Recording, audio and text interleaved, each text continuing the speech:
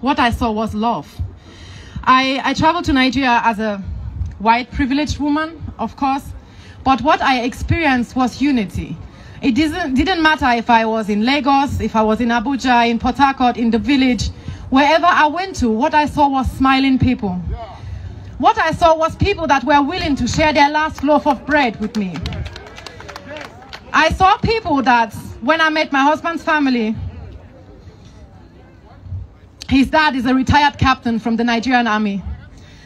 As a white woman, I was very afraid that I'm not going to meet his expectations, because of course he will have expectations towards me. The first time I met him, I walked up the stairs of the house and I will never forget, he told me, "Welcome home, my daughter." And anything happening in Nigeria today concerns me in the fact that I scare and I fear for my family's life. I fear for my children's future, because eventually they are going to return home.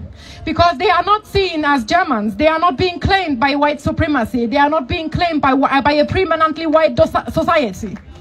My children are, even though they have a white mother, their first language is German, are being outcasted in the country they were born in. My children identify as Nigerians first. So one day my children shall return home and continue a fight all of us started. I want to be part of that fight because it concerns me, because people in Nigeria gave me a home. I became home in a foreign place, and I don't know if any one of you can relate to what that means. I went to Nigeria as a foreigner, but I left as an auntie, as a sister, as a cousin, as a friend to amazing people that their life is on the line right now. I went to Nigeria, leaving people behind that call me on the phone and ask our wife, "How are you doing?" There is unconditional love in our family that doesn't matter if I'm German, that doesn't look at our passports, our ethnicity. I found true love when I went to Nigeria, because in Germany taught me how cold Germany is. You can stay 30 years in the same house, you don't know your fucking neighbors. You don't know who is living behind you. You don't know what they're doing behind closed. That doesn't live in Nigeria.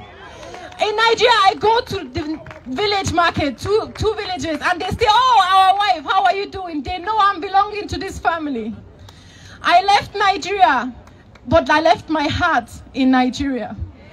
So anything that happens in Nigeria affects all of us, as brothers, as sisters, as aunties, mothers, as human beings. So I want to have all of you in unity. I want us to remember that above the pain, above the corruption, and above the killing, Nigerians are among the most amazing people I've ever met in my entire life.